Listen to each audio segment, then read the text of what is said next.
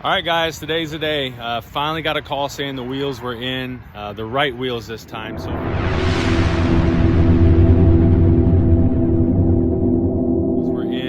the right wheels this time. So for those who don't know, when I came up here last Friday to get the wheels and tires installed on the truck, we opened up the box of the wheels and Fuel had actually sent us the wrong wheels. The outside of the box said Fuel Rebel 6.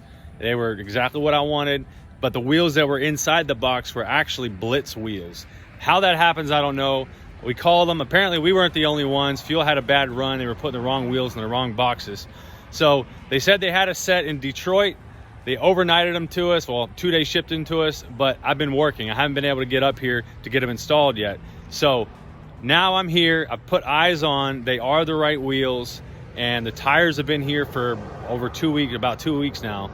So we're gonna get those installed today. Hope you guys enjoy. Here's the last look at what it looks like right now. These are the 2017 STX wheels that I got off my dad's 2017 F-150. I swapped out my original wheels that came on this truck with Dad because he hated these wheels, or these tires. And to be honest, these wheels are not very appealing in my opinion. These are the hand-cooked Dynapro ATM tires. And he said that whenever it was wet out, and the low-end torque that the EcoBoost has, it just made them spin too much whenever it was wet.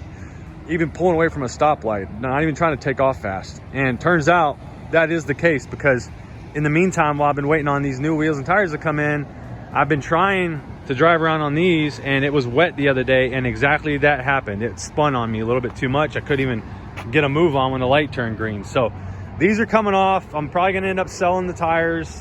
They've got about 45,000 miles on them. The wheels I may end up keeping for winter wheels, or I may sell the wheels. I do not like the look of them at all. So this is the last that you'll see the truck looking like this. And if you look, I have not installed the rear shocks and block yet, 3-inch block. I just haven't had the time, guys. I mean, it took a while for that rear shock to come in. If you remember, they shipped me out everything for the kit except for the one rear shock. That finally came in. But this is what the truck looks like. It is almost identical front and rear as far as level goes. It is almost perfectly level. But I need a little bit of a rake for me because I tow. So I am going to put a block in the back.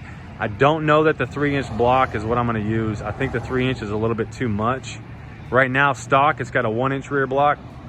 So I think 2 additional inches in the back is going to be a little bit too much. So I may look at maybe an add-a-leaf or something like that. But either way, this is what it looks like, and this is the last time it'll look like this.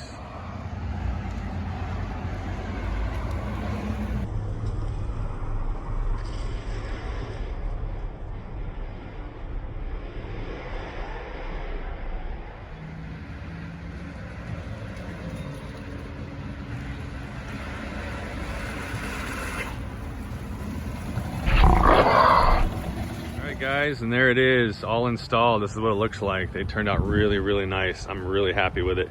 I'm gonna put the rear block in still, like I said, but the wheels themselves with the tires, I'm really impressed with it. Really nice. Nice stance to it. You can see here the tires that come out, they poke out just a little bit. So very nice little tread on them, all terrain. Nice concave to the wheels. Just overall really happy with how it turned out, guys. So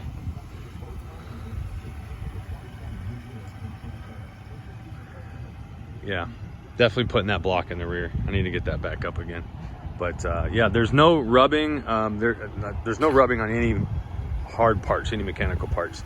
If you turn it to full lock, I'll show you in a minute, but it rubs a little bit right here, but that can be trimmed down.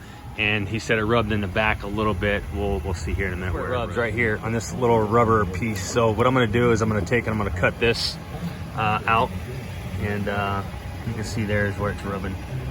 So I'm gonna just maybe bend it back or cut this out a little bit and get that to be fixed. And then also over on this side, I'll show you where it's rubbing in the front. Right there, a little bit on the crash bar.